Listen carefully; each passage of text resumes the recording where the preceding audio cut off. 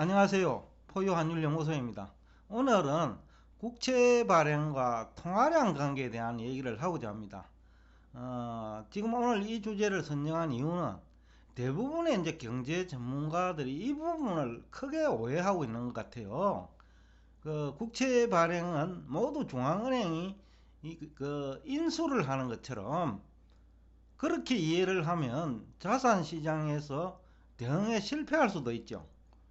물론 올라가는 초기에는 이런 식으로 이해를 하면 긍정적인 영향을 주지만은 박스권에서 주가가 등락하거나 아니면 경기 불안 국면에서 초기에 이렇게 이해하면 투자 손실 확률이 굉장히 높아집니다. 그래서 오늘 제가 국채 발행은 어떻게 되고 어떻게 하고 그 다음에 절차는 어떻게 진행되는지에 대해서 우선 간략하게 소개하고자 합니다. 국채 발행 주체는 중앙정부입니다. 지방정부는 지방채고, 그죠? 그런데 이제 발행 업무는 한국은행이 대행합니다. 발행하는 정부가 해야 이제 맞는데, 뭐, 중앙정부가 또 금융 돈을 만지기는 뭐 하니까, 그러니까 예금 계좌가 있는, 정부도 예금 계좌가 있을 거 아닙니까? 그 예금 계좌가 있는 그 중앙은행이 발행 업무를 대행합니다. 그래야 국채 발행을 해가지고 돈이 들어오면 그 돈이 중앙은행 예금 계좌에 들어가는 거죠.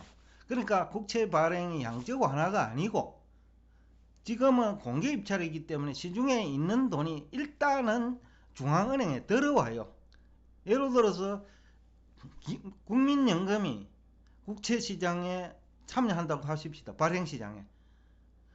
그러면 돈을 집어넣어야 국채를 인수할 거 아닙니까?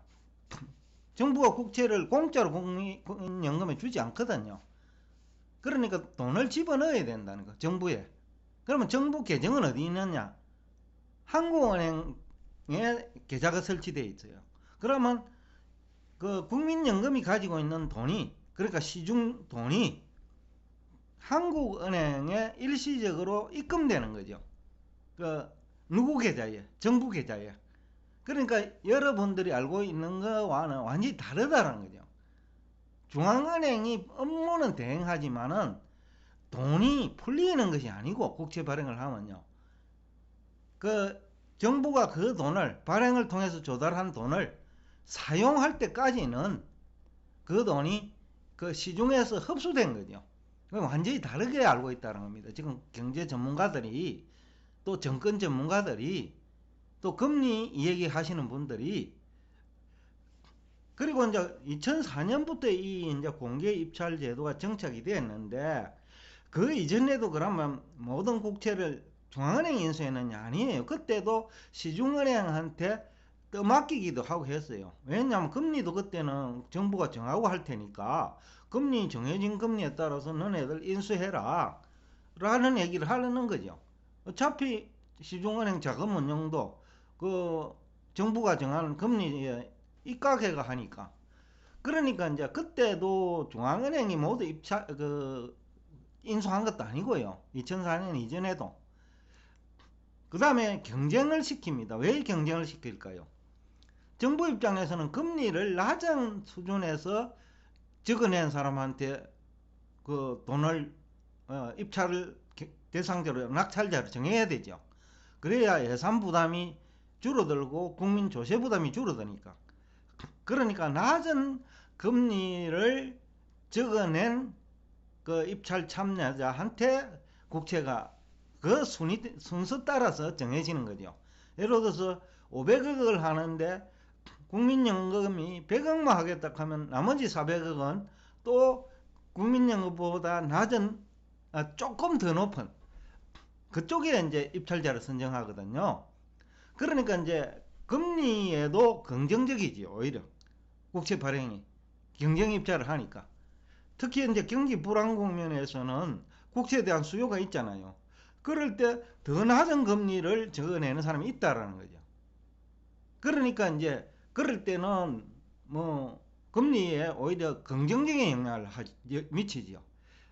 그러니까 이제 또 이 부분도 이제 국채 발행량을 늘리면 또 무조건 금리가 올라가는 것처럼 이해해도 안 된다는 거죠. 물론 유통시장에서는 국채가 뭐 가격이 떨어질 수 있어요. 근데 유통시장도 경기가 좋을 때는 앞에서 얘기한 대로 BBB 등급 채권에 대한 수요가 증가하거든요. 금리가 워낙 좋기 때문에.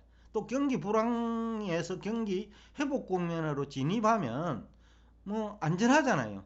기업이 망할 염려가 없으니까.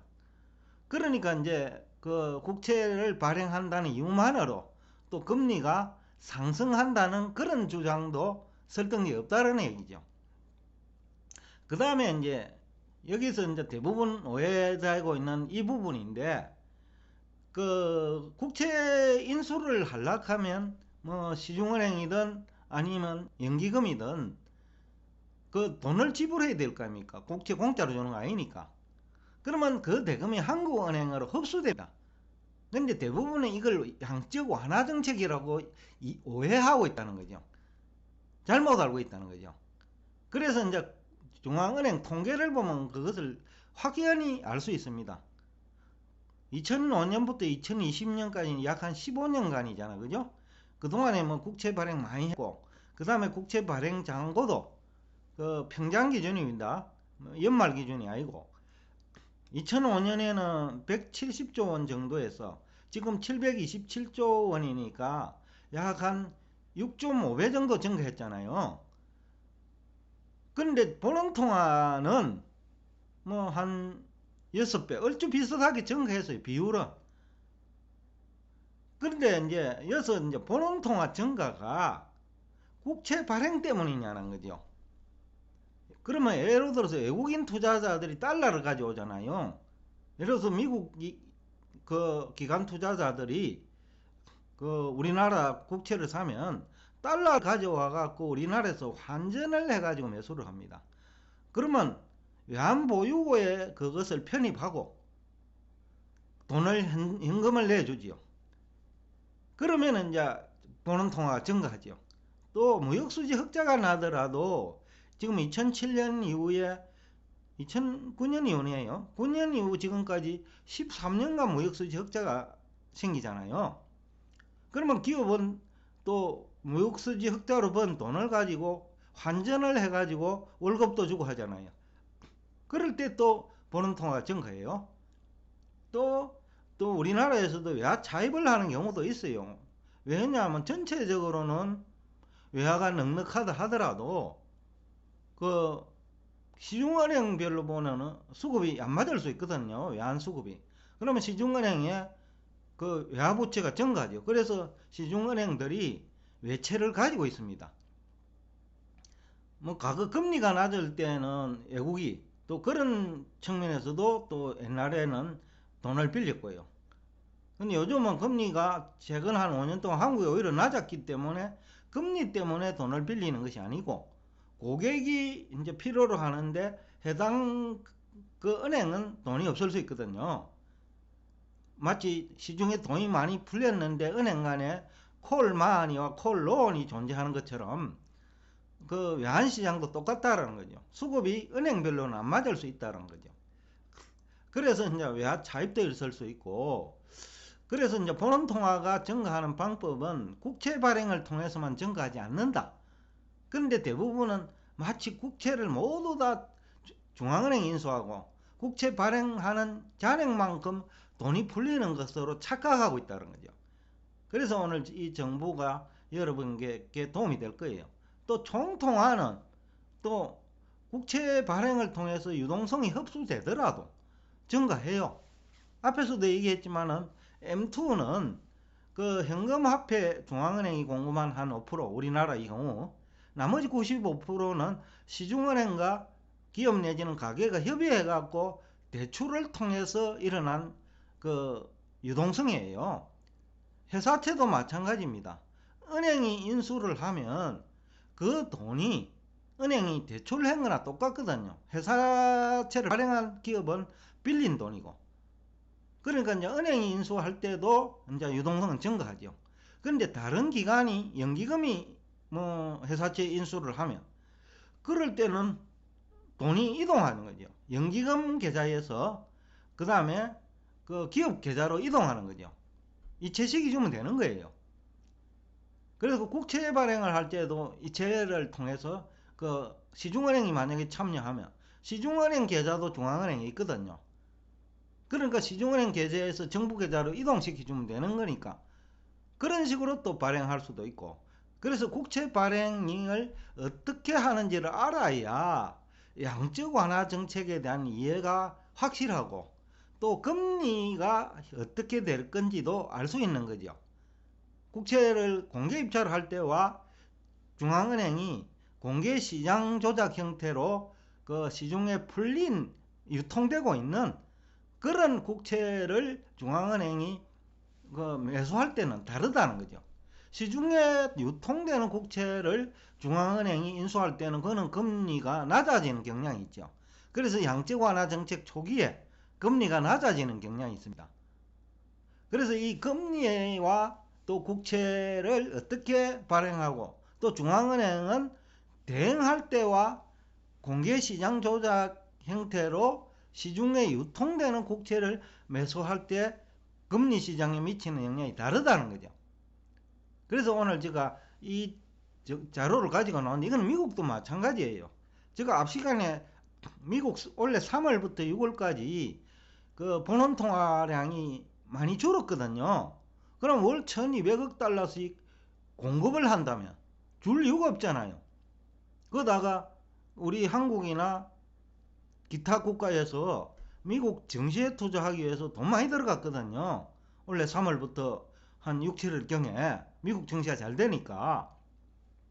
그러니까 그런 것까지 합하면 미국의 본원 통화량이 줄어들 이유가 없다라는 거죠. 그런데 왜 줄었을까요? 그러니까 국채 발행이 그 시중 유동성을 흡수하는 형태로 발행된다면 그 일정 기간은 본원 통화가 줄 수가 있겠죠. 그런 측면에서 지금 우리 국내 경제 전문가들이 크게 오해를 하고 있다는 거죠. 뭐 다양한 형태로 본원 통화량이 줄 수는 있겠죠.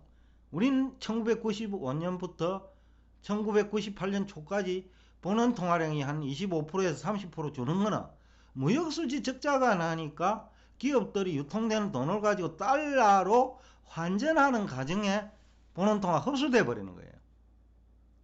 그러니까 이제 우리 본원 통화에 영향을 주는 요인들은 많은데 대부분 국채 발행을 통해서만이 본원 통화가 공급되는 것으로 오해하고 있는 사람도 적지 않다는 거죠. 그래서 제가 우리 국내 패널로 활동하는 경제학 교수들 중에서 화폐나 금리 제대로 아는 사람이 단 한 사람도 없다고 자신 있게 얘기하는 이유예요. 오늘 이제 한 얘기를 정리하면 국채 발행을 중앙은행이 인수한다고 생각하면 안 된다. 공개시장 조작을 할 때는 중앙은행이 시중에 유통되는 국채를 매수하면서 금리도 안정되고 통화 공급도 일어나지만 평소에 국채 발행이 이루어질 때는 국채 입찰은 그 시중은행 등이하고 중앙은행은 참여 안 하고, 그 다음에 시중은행은 중앙은행에 있는 정부 계정에 시중은행 돈을 입금시켜 줘야 된다. 그러니까 흡수 효과가 있다는 거죠. 그런 측면에서 이해를 해야 된다라는 말을 하면서 오늘 여러분과 대화를 끝내겠습니다. 오늘도 끝까지 경청해 주셔서 대단히 감사합니다.